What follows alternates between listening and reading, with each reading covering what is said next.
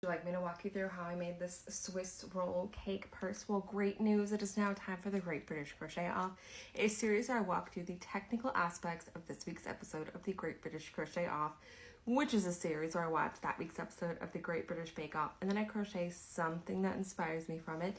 This week was Cake Week. It was week 1, and they had to make Swiss roll cakes with like an inlaid pattern. Jasmine made a gorgeous one that was all pink and lemony and beautiful, and so I decided to turn it into this purse. The pattern for the lemon wheels is already posted on my page, so let's go back in time and get to the rest of this. You guys saw what I just made. Now it is time for me to figure out how to make it. So I've already done Swiss roll projects before. I've said before, anytime there's a Swiss roll project, I'm probably going to turn that into something because I think Swiss roll cakes are just so aesthetically pleasing and so cute and fun. This was actually my first Great British Crochet Off project. It is a Swiss roll cake that also holds my crochet hooks. I don't really use it to hold my crochet hooks anymore. I've always wanted to update this bag, and so now we are going to do a different version of a Swiss roll cake. This one's actually going to be a purse though, and I was heavily inspired by the people who did like the lemon and pink Swiss roll cakes. So what I'm going to do is I'm going to crochet 2 sheets. I'm going to do a pink one and like a interior cake colored one. We're going to use our beloved plastic embroidery carding, our clear plastic canvas to be our structure. This stuff is incredible if you're trying to create a crochet project and you want it to have structure. This stuff doesn't break down after you've moved it around a lot, so it's not like cardboard or anything like that. So I'm going to make the 2 sheets, and then I'm going to do some like appliques of lemons and things. I also want to do some beadwork on those lemons and things, and maybe some beadwork on like the cream on top or something. I would love to make this thing actually sparkle. And then I'm going to put this in between the 2 layers. I am going to do like a bottom layer so it can sit upright and not like roll over, if that makes sense. And then I'm going to have this one be like the one that goes like this so you can open and close your purse. So it's almost like a giant clutch. And then we're gonna see how much time I have to do other like accompanying like pockets inside and decorations on top. So let's just get going. So these are the yarns that I'm working through so far. I know that I want this to be the interior, but I don't know what color I want the lemons to be. And I don't know what color I want the pink exterior to be. So I'm going to buy myself some time by starting with the interior piece, which I want to be this like vanilla cake-y colored yarn.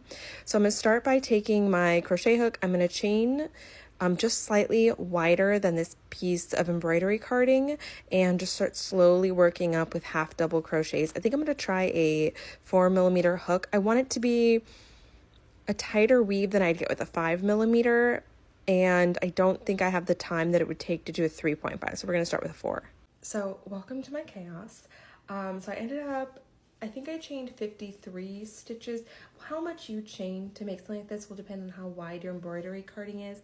I did it just a little bit wider than the carding itself because I want to be able to have some seam allowance because I'm going to be sewing pieces together. And then I wanted to, like, this is just a structural piece. It doesn't need to be the exact perfect size of this. So I believe this was 53, but I'll put the number up here.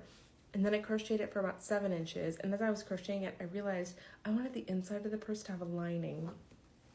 So I have all this fabric left over from COVID times from making masks. This is a perfect little like pink lemonade fabric for a lining. So excuse my chaos. I've been trying to figure out colors. But basically what I've been doing is this is going to be one side of the panel. So this goes up like this. This is the bottom, and then this is the part that's going to curve up like this. So I basically just crocheted, this is 7 inches, and then this fabric piece is going to be like the rest of it. All this depends on how big you want your purse to be, how much embroidery carding you have, etc., but this is what I've been doing. So this, I'm all happy with this. These pieces will come together eventually. Now I need to make my outer piece. I did this, like I said, this was, I think, 53, a chain of 53, worked half double crochets for about 7 inches.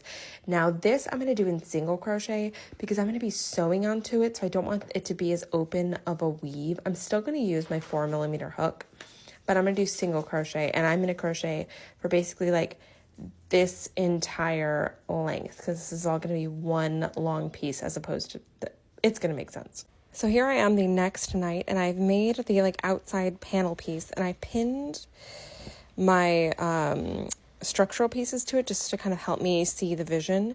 So this is also 53 stitches across, 53 chains.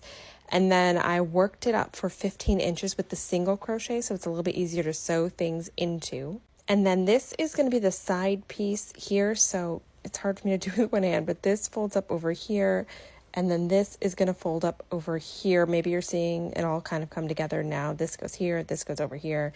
This will be on the side, and I'll do some kind of swirl of some kind of fabric to make this look more like a Swiss roll. And then this is the interior piece, so this will go here, and then this will get sewn here. So you can kind of see it like that. Again, when I start to sew everything together, it's going to make a lot more sense. So now I need to make one more of these, and I'll put the pattern for these up here. It's basically just a magic circle with 6 stitches in it, and then I worked 10 rows in total. So I need to make another one of these, so I have one for each side. And then tomorrow my goal is to design my lemon pattern.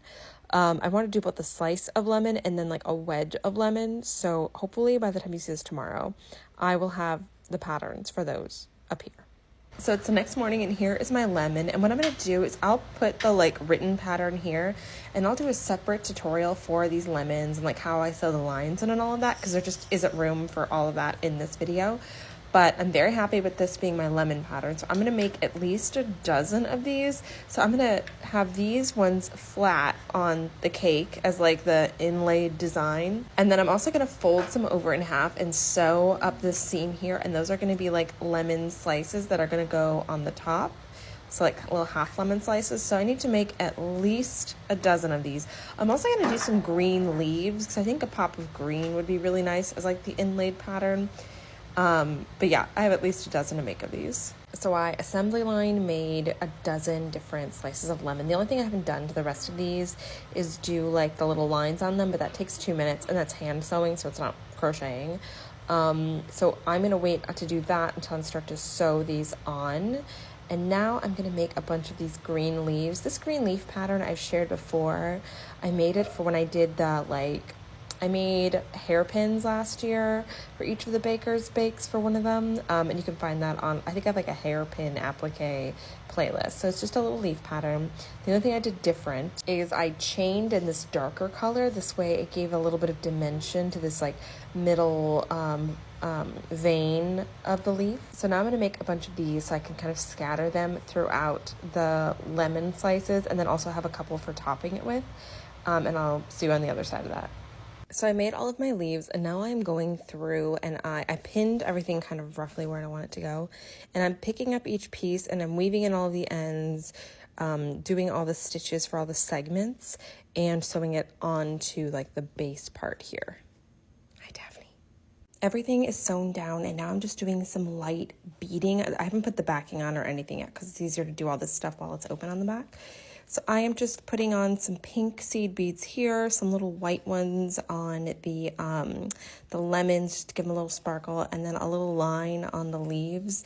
Again, this is very light beading. I'm not going to do anything crazy, so I'll come back when I'm done with this. So I finished my seed beading, and now I'm going to sew the 2 inner panel pieces together so I can attach them to this other side.